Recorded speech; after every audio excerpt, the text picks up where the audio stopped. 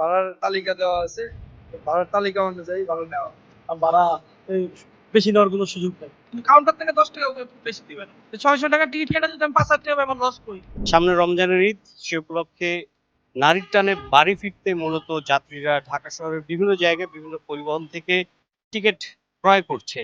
অগ্রিম টিকিটের নেয়ার ফলে অনেক সময় টিকিটের যে স্বল্পতা বা টিকিটের যে ঘাটতি দেখা যায়, তার ফলে অনেক সময় একটি টিকিট যা নির্ধারিত মূল্য আছে তার থেকে বেশি দামে কিনতে হয়, যেটাকে বলে কালোবাজারি। দর্শক, এবার ঈদে বাসের টিকিট কালোবাজারি হওয়ার সম্ভাবনা কতটুকু এবং বর্তমানে টিকিটের কোনো ঘাটতি আছে কিনা সে বিষয়ে কোরাইশ নিউজের পর্দায় আপনাদের জানানোর চেষ্টা করব। চলুন জেনে নিই।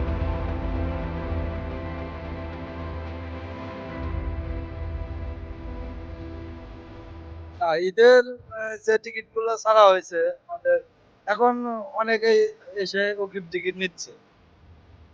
কিন্তু অতিরিক্ত ভাড়া আমাদের এখানে হচ্ছে না, কারণ আমাদের ভাড়ার তালিকা দেওয়া আছে। ওই ভাড়ার তালিকা অনুযায়ী ভাড়া নেওয়া হচ্ছে। এখানে কোনো বাড়তি ভাড়া নেওয়ার সুযোগ নেই। টিকিট কালোবাজারির কোনো ব্যাপার ঘটছে কিনা এবার ঈদে?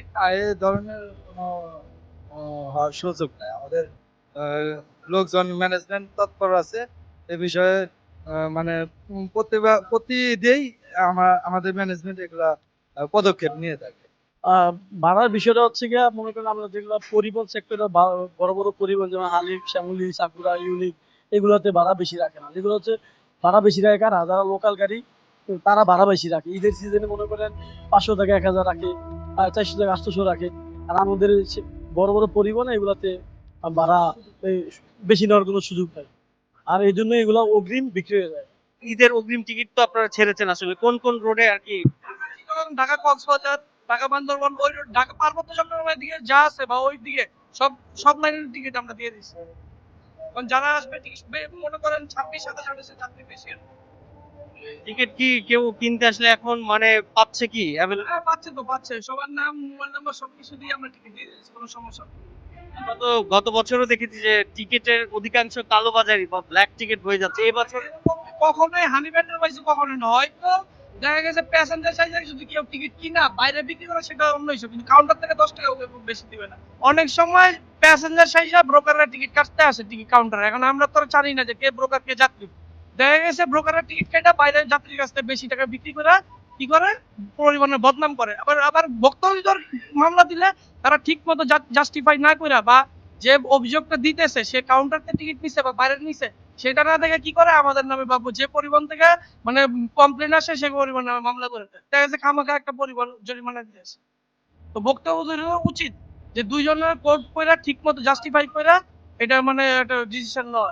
কারণ প্যাসেঞ্জার 500 টাকা বা 600 টাকা আসলে বেশি টিকিট কাটলে 5,000 টাকা জরিমানা পাইতেছে। তো যে কেউ এটা করবে, যে 600 টাকা টিকিট কেটে যদি আমি 5,000 টাকা আমার লস করি, তাই না? এই জিনিসটা একটু দেখা উচিত। এইটা একটু বলেন যে আসলে ঈদে, এবার ঈদে আপনাদের টিকিট কেমন সেল হচ্ছে? মোটামুটি মোটামুটি এখনো তো সময় আছে, এই জন্য বিল হয় না, কিছু বিক্রি হয়েছে, কিছু এখনো আছে, এরকম আর কি। ও, ভালো আছে মোটামুটি। না না না, আমাদের কেমন সিস্টেম, বিশেষ করে আমরা যে এনাতে কাজ করি আজকে, আমি তো 12 বছর কাজ করি এনাতে, আমি এই ধরনের কিছু এনাতে পাই নাই। ওইটা হবে না আশা করি। ও, ঈদ উপলক্ষে অতিরিক্ত ভাড়া আদায়ের এনাতে কোনো সিস্টেম নেই, এনাতে কোনো সিস্টেম নাই। এনাতে কোনো এই যে লেখা আছে অতিরিক্ত, এই যে এটাও ওদের গত বছরে এটা এইভাবেই চলবে আমাদের এখানে। আমাদের এখানে 1 টাকা কেউ নেবে আর কোনো রাস্তা নাই, কোনো রাস্তা এনার ভিতরে নেই। এবারে অন্য কোম্পানির ওইটা ভালো জানে এটা। আপনার একটা কাগজ মালিক সমিতি যেটা দেয়, ওই জিনিসটা আইলেই বোঝা যাবে মালিক সমিতিরা কি বাড়ানোর অনুমতি দিচ্ছে না না দিচ্ছে। ওই কাগজ দেখে এবং আমরা এবার আপনার টিকিটের মূল্য কত হয় না হয় সবকিছুই কাগজের হিসাবে সবকিছু চলে। আপনি যেটা বলছিলেন যে রোটেশনের বিষয়, যে অনেক সময় গাড়ি খালি যাচ্ছে খালি আসছে, তো এটা 22 রোজার পর মালিকরা মানে এটা খুব মানে লস উঠিয়ে নেওয়ার চেষ্টা করবে। ওটা ওই যে যে সময় যে আপনার মালিক সমিতি কাগজ করতে দিব, আপনাকে ভাড়া 400 টাকা, এরকম একটা হয়তো 350 টাকা দিবেন, এইভাবে হইব। হয়তো 50 টাকা বাড়াইতে পারে।